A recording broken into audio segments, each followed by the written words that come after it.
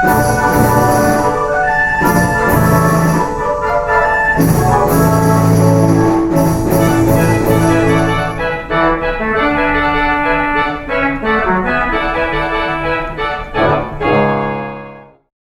everybody, my name is Willy Joosen. Ta-da! I've been the Flames organist for the last 30 years since we won the Cup in 1988-89, my first season. Attaboy, Will. So I'm going to show you around the Kimball organ today. That's sitting here on the third floor of the east block of the National Music Center, Studio Bell. And it's a fascinating instrument. I'll just begin by starting at the bass drum, showing you piece by instrument by instrument what goes on. So this is called an electro-pneumatic device. Every piece of gear around the array has an electromagnet attached to it, and it's connected by wires and wind lines from the console here. So what happens when I send a signal, what happens when I press a key, press a pedal, that is, in this case, I'm sending a 14 volt DC current down the line and connecting with the bass drum in this case, and instructing the book bellows that are stationary but have a fixed mallet attached to do that. And I must turn the organ on first, shouldn't I? Here's what happens. Watch over there, and you'll see the reservoir tanks filled with air as I turn it on. I should have the organ on before I do anything. There we go. So now what I told you about the bass drum can happen. Oops. There's an example of that electro-pneumatic action. That's a connecting circuit telling the book bellows to fill with air, and that chain reaction happens like that. Cool. This, for the price of a nickel or whatever it costs to get in the movie, you would get not just a movie, but you would get solos from the organ, stage acts, because after all it was vaudeville, and sing-alongs accompanied by the organ, and you could have prize giveaways that sound like this. And the winner is... Well, yeah. Sorry, no prize today, but you see how that works. The timpani is a really clever idea. How to make a timpani roll back in 1924. How are you going to do that? So the idea is to connect and break and connect and break the circuit quickly, and that's the result. A nice roll like that. So there's a tom-tom hiding underneath the bass drum.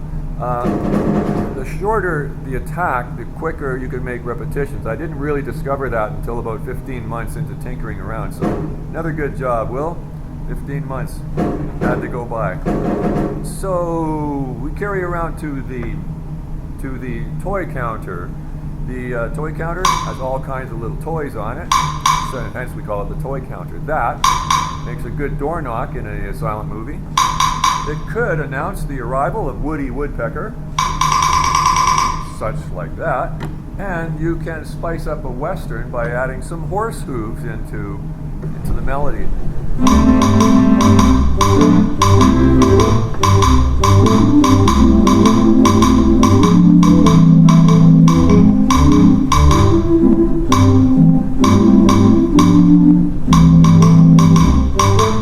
Whoa! Now, the castanets make a good rattlesnake in a western. They could be chattering teeth in a skeleton cartoon, and of course you could spice up a tango with it, because after all, I do believe that the tango spurred the invention of the creation of the castanets.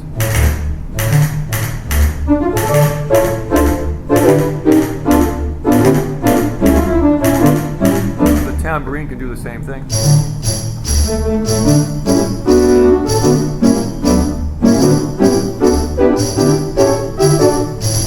Now all by itself, that's obvious.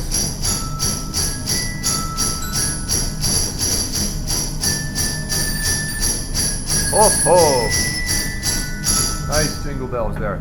So we carry on around the array. The snare drum, that is one key hit for one stroke of the snare drum. And if I hit the next tab over, I just have to lean on the key, not lean on it, but just hold it down. And I get a repeating action like that. So this is a 1924 organ. A lot of organs like this were made in 1924. And in 1925, a whole lot of books came out addressing the needs of the theater organist. And one of the books is called Theater Organist Secrets. So one of the secrets was to have that snare drum roll accompanied by a couple of low pipe drones, so that would assist the audience's imagination if there's an airplane on the screen by providing the sound of the engine and the propeller noise like this. So hopefully that scene doesn't last too long. It's a little hard on the ears, but then everything is guts out to show you how it works, and therefore no volume control. But it's fun to see everything twitch and dance around. The triangle, right there. Same principle as the bass drum, only you get a nice ting instead. And there's a pipe. There's a chrome teacup on the right side of the array with a pipe leading into it. So at the touch of a button by my foot here, I can send air through that pipe and gurgle the oil inside, and suddenly there's a nice bird chirp going on. So that'll come in handy in a second. I'll show you. Now we carry around to the marimbas. They're long marimbas lying on their side there. They can be played, reiterated, rolled the way a marimba player would do with his wrist.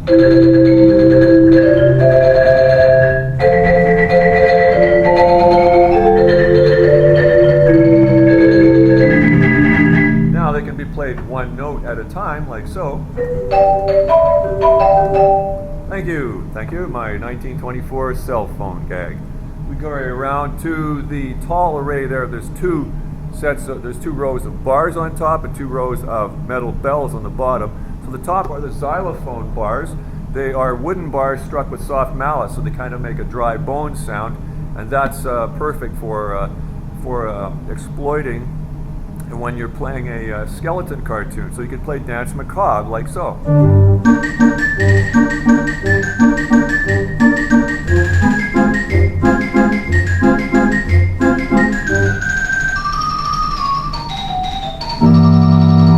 Yeah, ooh, pretty scary. So the bells underneath, the glockenspiel bells, they make a really nice ice cream truck.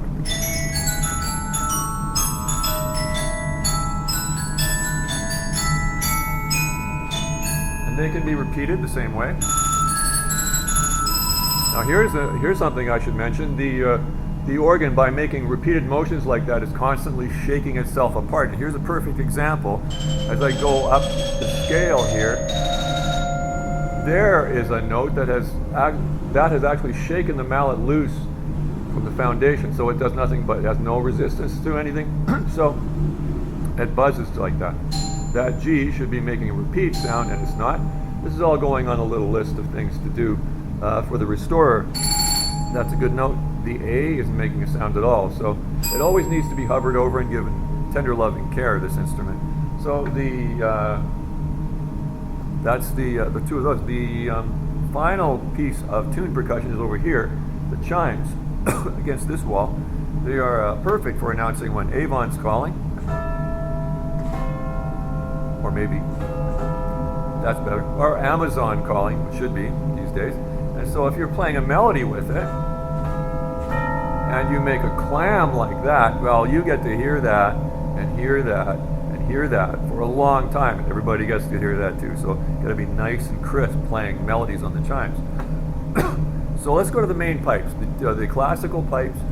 They are in basically three shades of metal, as you can see. The darker metal with the shiny flecks is zinc, predominantly zinc. There's about an 80 to 20 alloy mix to toughen them up.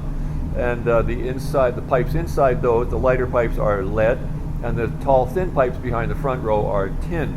So the front rows is the diapason rank, and they are the pipes that make the typical church organ sound.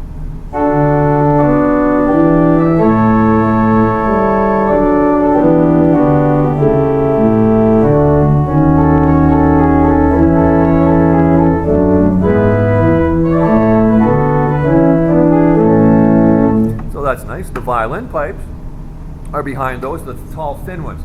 They're called violin pipes, but they actually make a much more reedy sound than that. It's deliberately milled thin like that because you create a lot of harmonic complexity by making a pipe that thin, and the object of this organ was to imitate an orchestra, and thereby those pipes come close to imitating the sound of the woodwinds or the strings, or the more complex sounds in the orchestra. So let's try Samuel Barber's Adagio for strings.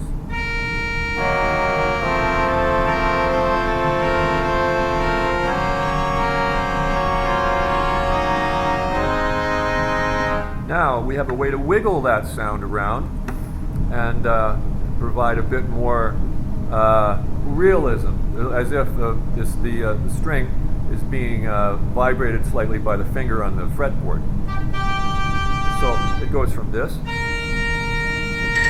whoops, to that. Sorry about that.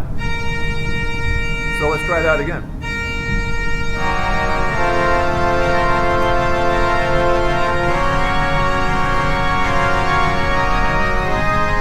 So it riches up the sound. It enriches the sound, let's say.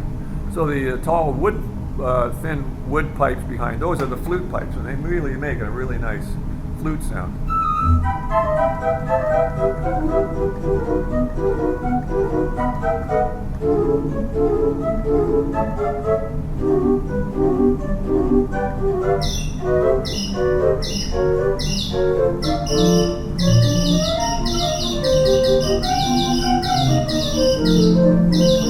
Yeah, I told you about the birds and how juicy they sound against those flutes. I just get caught up in that every single time.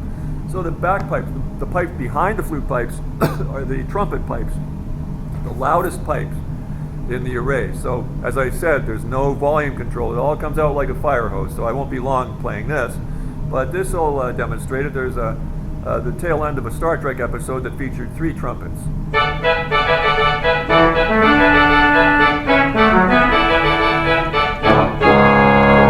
Pretty brassy indeed. So let's go to the back wall. The main pipe, the tibia pipes there, are the biggest pipes that will make a sound, a very fundamental tone because of that, and quite the opposite of the violin pipes. But they go really low, about as low as the organ will go.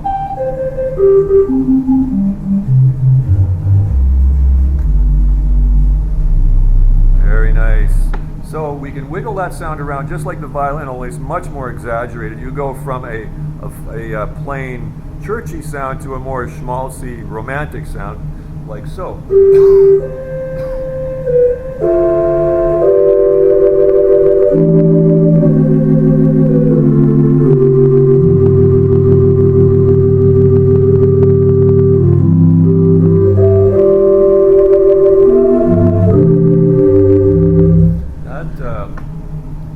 Demonstrates that. The pipes in front of those, the metal pipes, are vox humana pipes. That is Latin for the human voice. This is an early attempt to recreate the human voice. So how does this sound?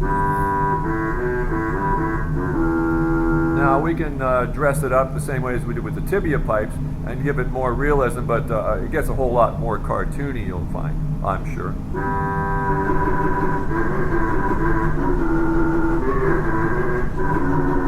Now, another trick in the secrets book, Organist Secrets, is to take the vibrato off of that vox humana and palm the bottom notes, and suddenly you have a pig in a barnyard scene. And you can add some blow pipes to make it a really big bodied pig. Yeah, I'd stay away from that piggy. So there's another trick from the book, adding violin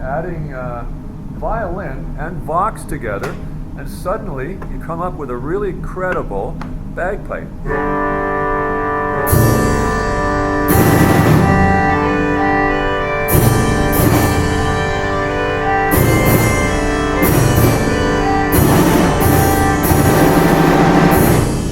Cool. Another trick from the book is to put a tibia together with a high-pitched harmonic pipe, and voila, you have a nice cuckoo. Now, if you take the top away, it's just much more fluty, and if you only hear that top harmonic, and then put them together, now you're hearing 2 pitches. So the idea of the secrets book was to supply the organist with enough tricks like this pre-mixed so that the audience is always fooled about what's going on, pleasantly fooled, I would say. So there is everything that that is connected to the keyboard, the console here in the array. So I'm just going to play a little something to demonstrate further, and I hope you enjoyed all of this. I sure do. I'm getting more and more familiar with the keyboard and the organ as time goes on, so a little less nervous about throwing all my knowledge out there. It's growing, so work in progress. So have a great day, everybody.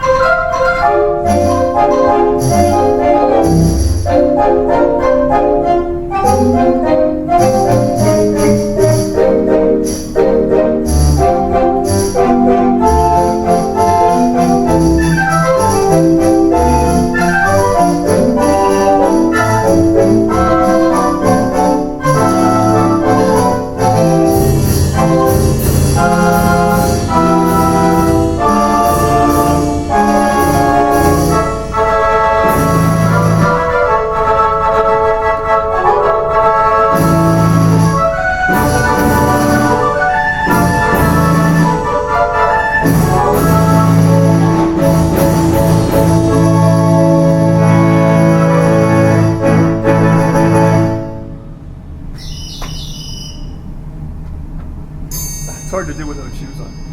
So there you have it. The mighty Kimball organ, 1924.